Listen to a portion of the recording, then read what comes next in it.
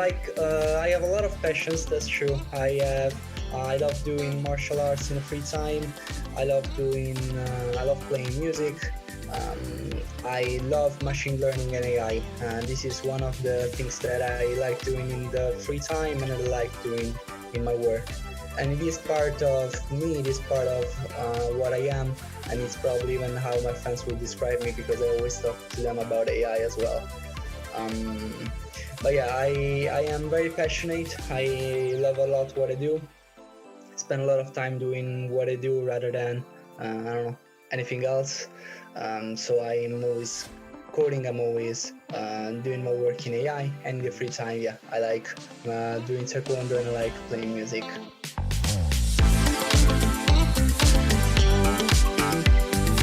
Yeah, so in my childhood, I pretty much loved everything in school.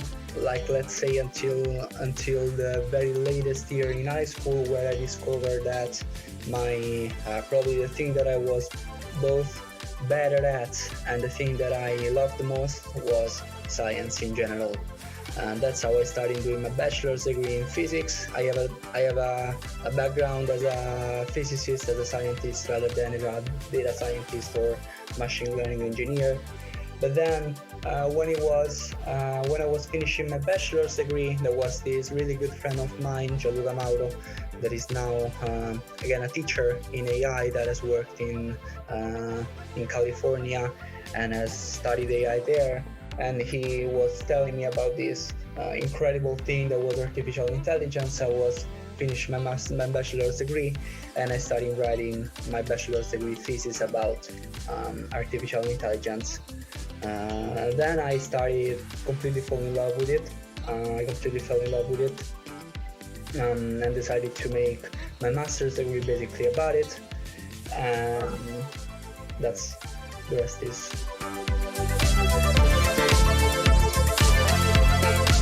Machine learning, as I start the slides with that in our course. I think that when we talk about first of all, I really believe that there is not that big of a difference between artificial intelligence and machine learning. I believe that we talk about artificial intelligence when we want to, in some way, when we want people to listen at us because we want to talk about something fancy, but at the end it is nothing but machine learning. Artificial intelligence is basically, I would say, the same thing as machine learning. All the differences that are found around on the internet are basically trying to, in my opinion, find a difference where it's not really there.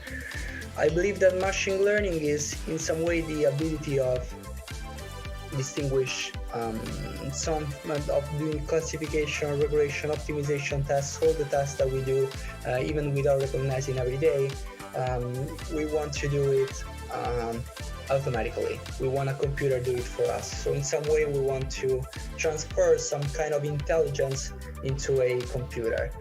I really don't believe that it is intelligence in the wide case, like someone that is smart, because we still have no idea of what smart and dumb really means. But I believe that it is something that we do every day and then we want to automate in some way. Or maybe we do every day with a certain accuracy and we want to improve that. That is where machine learning plays and where machine learning has its best application, I would say.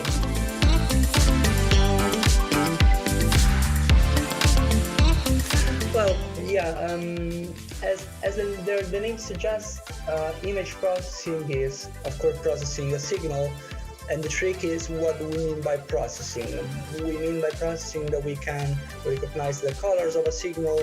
We mean by processing that we want to classify these signals.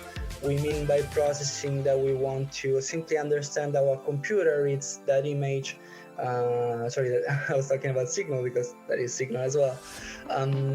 But yeah, by processing, and that is where the machine learning comes. By processing, we mean everything that is a process, right? And machine learning, of course, is a process because you take your data, you analyze your data, and you build some insights from them. And that's what I try to do in the beginner courses of image processing and signal processing, because I was trying to in some way build the first steps into the image processing and signal processing. And of course, I'll talk about machine learning in general terms and then applied to these specific topics.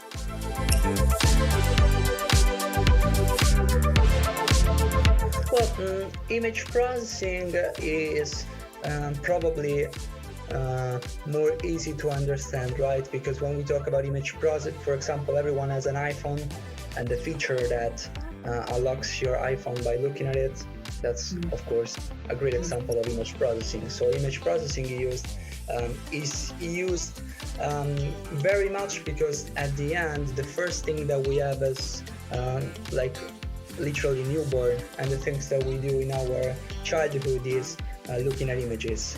And when I'm playing, I don't know, with my toys, and I'm like 5 years old, and my mother is looking at me like, "Mom, look at me."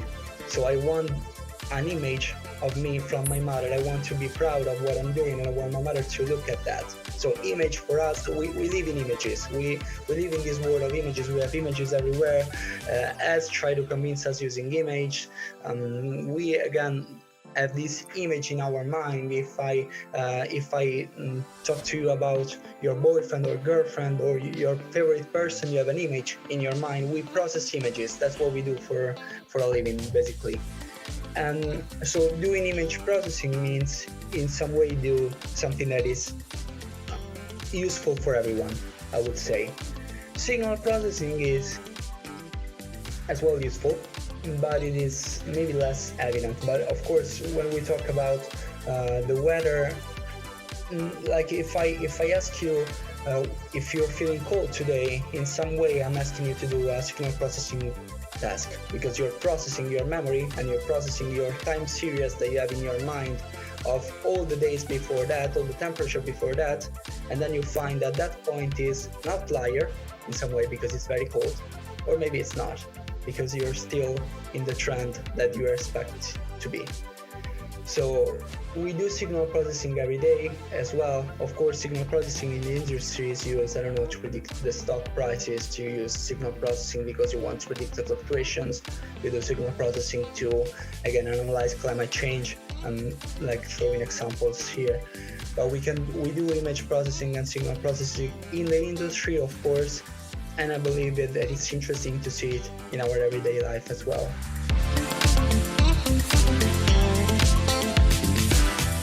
Yeah, so FastMRI is a project that I developed when I was working with Accenture, and the project itself is a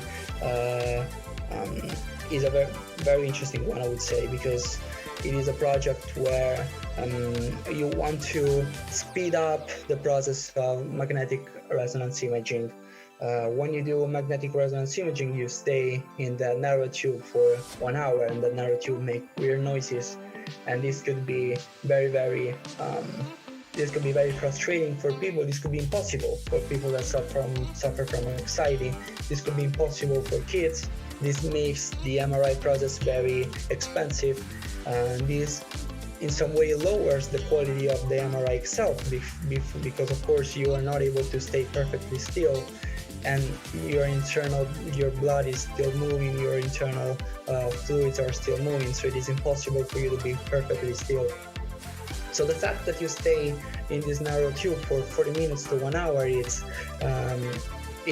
a very big problem in terms of the quality and in terms of the usage of a product that is MRI, of a let's say a method MRI that is actually very interesting and useful, because it is non-invasive at all. Your body doesn't even your body doesn't even recognize about having this MRI, because it's not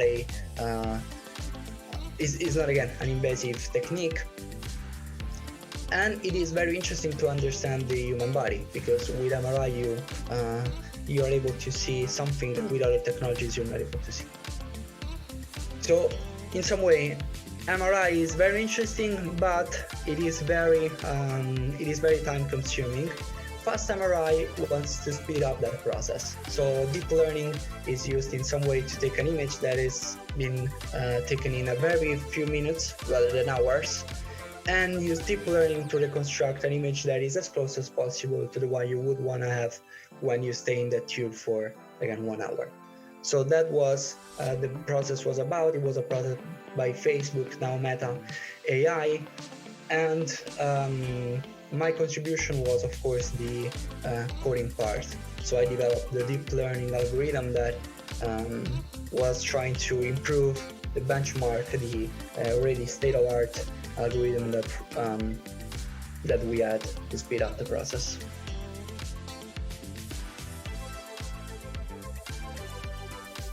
Yeah, so my research field is called non-destructive testing. And non-destructive testing is this idea where you want to establish the health of a material without really damaging the material. So if I want to know when this coin is going to break, what I'm going to do is try to bend this coin. I bend it like 5,000 times and see when it actually breaks. This is what you do to establish the health of a new coin, because now I have this new coin, and as I tested this and I assume that these two are pretty the same, I believe that this coin will break after, I don't know, the same amount of cycles that it took the other coins to break.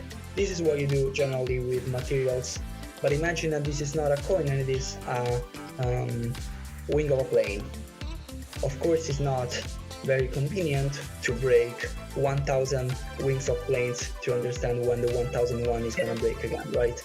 So in order to understand that, you do a kind of testing that is non-destructive. And non-destructive testing are analyzed using typical computational methods and simulations, I would say, but these simulations tend to be very time-consuming and very not efficient. So we want to do artificial intelligence on that to replace that.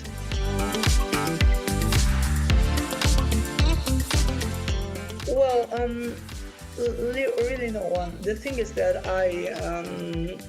I was looking at these articles on Medium on LinkedIn. No one told me write an article about it or write an article about that.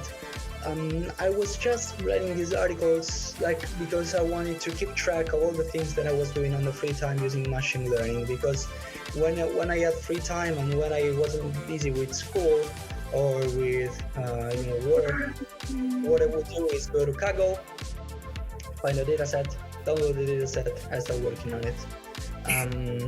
And well, I started to do that at least once a week, twice a week, I would say. And then I started to forget all the things that I was doing because I was doing projects over projects, and I started to forget that.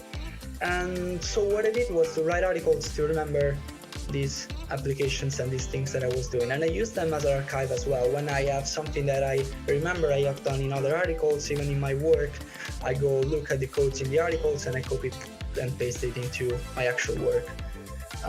So this is how it started. Of course, now as I have 30 to 40k people per month viewing my articles, it's something that I dedicate time and that I cure more because it's not an archive anymore, and because I love telling stories, so I put more effort on it rather than just throwing stuff there. But it is something that is started really as a archive, and of course as being proud of talking about something that I like.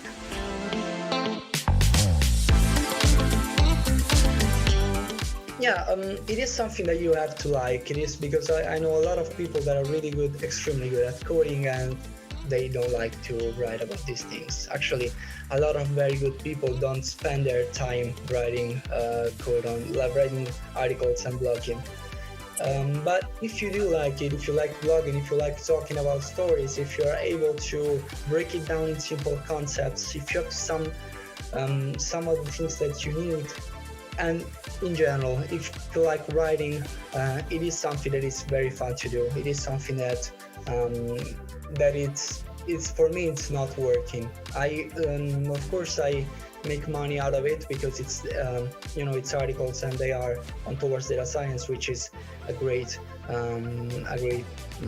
journal, I would say, online blog. But it is not why I do it. It is really because it is fun. It is for the same reasons why I started making zero money, and I'm doing it for the same way.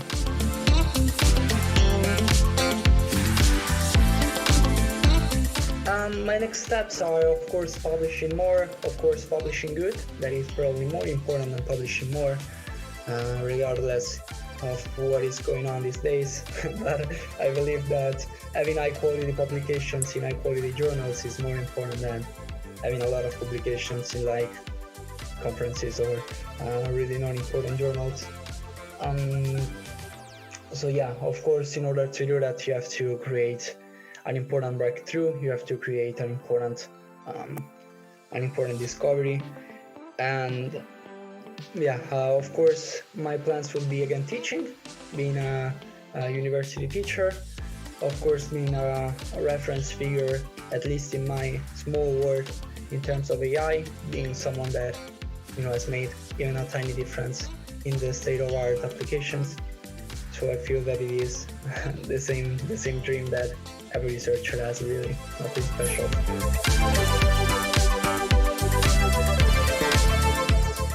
Well, it was very fun. It was something that I had a lot of fun doing. It is something that, again, didn't really feel like work that much, in the sense that I had fun working on it. Plus I'm obsessed with slides. I really love doing PowerPoints. I really love talking about AI, and I like talking about AI more in a simple term rather than in a very complicated algorithm. Because when I have to do a very technical presentation, I have this feeling that I'm boring people, even when they are very good professionals, because when you talk about very technical, you are probably the only person that knows what you're talking about. While in teens and AI, I had the experience, the possibility of talk with, again, teens. So what I did was to break down the concepts in very small steps, in very, hopefully, easy steps, so that everyone could follow me, and it was very fun to do.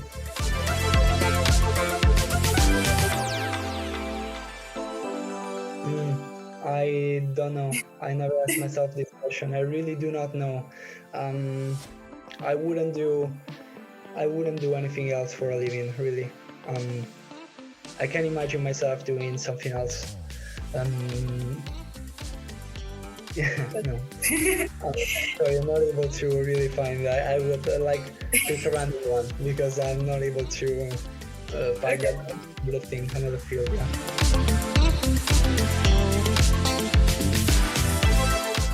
Well, diversity means, first of all, the contamination of ideas, right? It's really dumb when you don't allow diversity to happen, because you're not allowing different ideas from different cultures, from different opinions, from different words to come into your workplace. And it's really like painting with one single color, right? It's not gonna be a good paint, because you need to have diversity, I would say. You need to have people from multiple work coming into your culture, and you need to have it both in terms of productivity.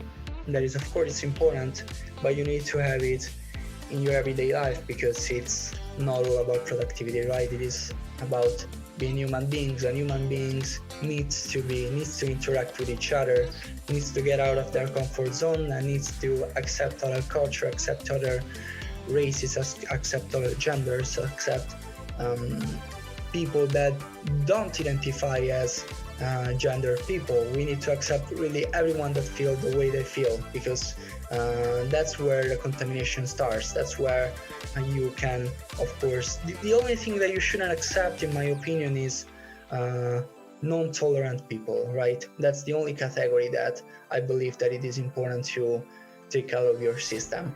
Everything else is, I believe, welcomed, and it needs to be welcomed more and more.